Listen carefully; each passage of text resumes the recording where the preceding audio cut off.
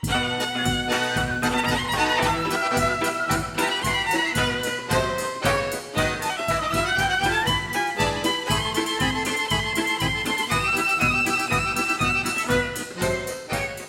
ce pe baza exponatelor din această primă cameră am prezentat anterior o introducere în arta Condrea, ne propunem acum să vedem mai în detaliu ce înseamnă arta Condrea, admirând și celelalte exponate originale ale muzeului.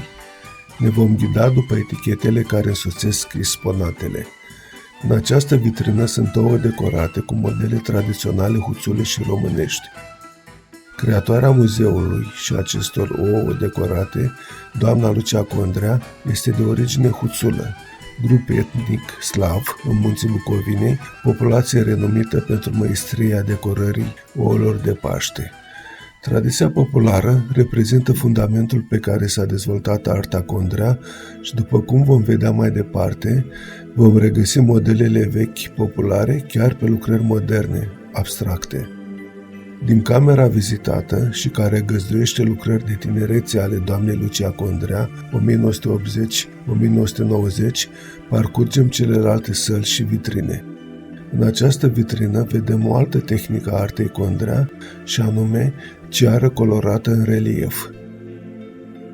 În vitrina următoare vedem ouă care au aparent patina timpului, reprezentând tehnica lucrărilor de antichitate.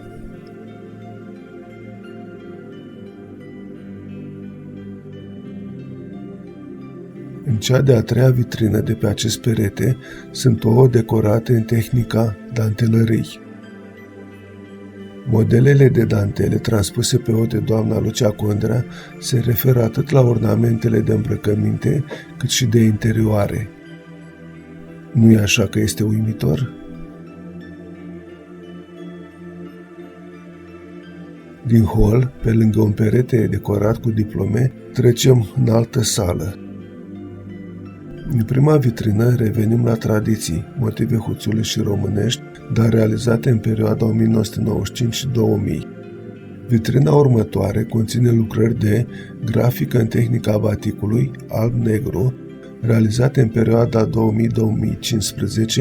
cu modele tradiționale, dar și stilizate sau abstracte. Revenim la modelele tradiționale realizate mai recent, 2000-2015. Remarcăm predominarea culorii roșu, dar cromatica respectă tradiția huțulă, și anume folosirea a numai 4 culori, alb, galben, roșu și negru. În acest context intervine prima tehnică inventată de doamna Lucia Condrea, și anume diversificarea cromaticii. Ouăle din această vitrină au o dominantă verde, iar modelele sunt predominant de inspirație tradițională.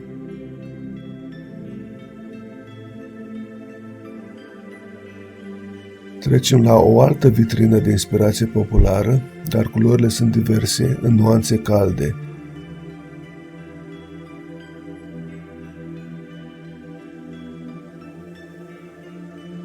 Ultima vitrină de pe acest perete ne prezintă iarăși tehnica diversificarea cromaticii, de data aceasta fiind vorba de culoarea albastră.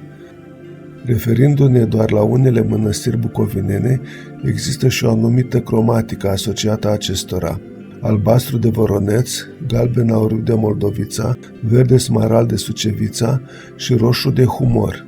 Două vitrine încadrează un cuvăr tradițional, reprezentând tehnicile motive de pe vei cusături huțule și românești, motive de pe covoare, scoarțe, lăicere, motive de pe ștergare. În următoarea vitrină, ouăle verzui galben prezintă modele reliefate, adânc incizate, aparținând tehnicii, motive inspirate din sculptură. Modelele sculpturale sunt luate din ornamentațiile în lemn, cultura populară a huților fiind, în această privință, veche, bogată și bine conservată. O nouă vitrină cu motive tradiționale, izvorâte din linie poizabilă a zestre populară locală, huțulă și românească. În același hol parcurs la început, admirăm una din panopliile cu diplome care onorează lucrarea genială a Luciei Condrea, artistă dăruită cu har divin. Față în față cu una din sursele de inspirație, covorul tradițional, sunt încă două vitrine, după care intrăm într-o altă sală în care facem cunoștință cu noi sau deja cunoscute tehnici ale artei Condrea. În dreapta, exponatele din prima vitrină revin la izvorul ancestral al motivelor tradiționale. Sursa lor este reprezentată de motive de pe vechi cusături huțule și românești, motive de pe ștergare, într-o cromatică extinsă evidentă, respectiv diversificarea cromaticii. A treia vitrină ne prezintă motive din lasetă, o broderie specială cu rădăcini europene menită să decoreze interioarele. Pe celălalt perete continuăm cu grafică, motive de lasetă și diversificarea cromaticii, verde, în vitrina a doua.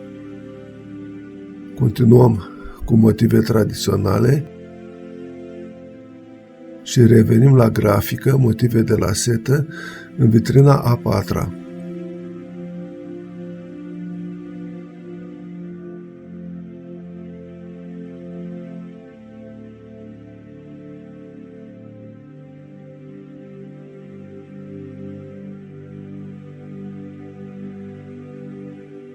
Vitrinele de pe peretele stâng conțin alte bijuterii, având ca model tradiția huțulă și românească, iar aici vedem lucrări abstracte moderne, dantelăria, croșetul și iarăși modelele tradiționale, după care zăbovim puțin asupra dantelei și goblenului.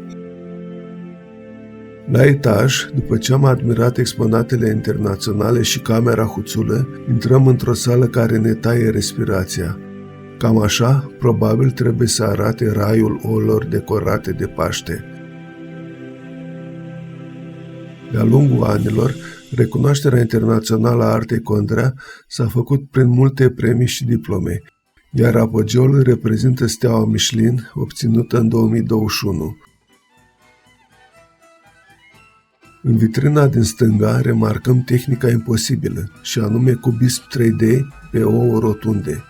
În principiu, curentul artistic cubism este străin artei populare de decorare a ouălor, dar creatoarea a demonstrat că se poate, aplicând cu măestrie și naturalețe principiile curentului, astfel încât specialiștii străini în domeniul artelor au denumit-o pe Lucia Condrea drept Picasso al României. În urma vizionării atâtor ouă decorate, ați dedus că arta Condrea este arta decorării oului de Paște în maniera de lucru de inspirație divină a doamnei Lucia Condrea. Arta Condrea constă în cele 14 tehnici de lucru prezentate, inventate și omologate de creatoare la OSIM. Coborâm la parter, pe lângă galeria cu tablouri, realizate de doamna profesor Otilia Manu, fiica Luciei Condrea. Muzeul conține aproximativ jumătate din monumentala creație a doamnei Condrea, totalizând circa 30.000 de ouă decorate. Doamna Otilia Manu, ghida noastră, ne prezintă și ultima sală cu care se încheie turul muzeului. O sală și ea uluitoare prin bogăția și diversitatea pieselor.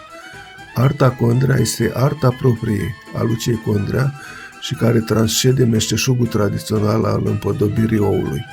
Arta Condrea este un omagiu adus etniei huțule, căreia creatoarea ei aparține.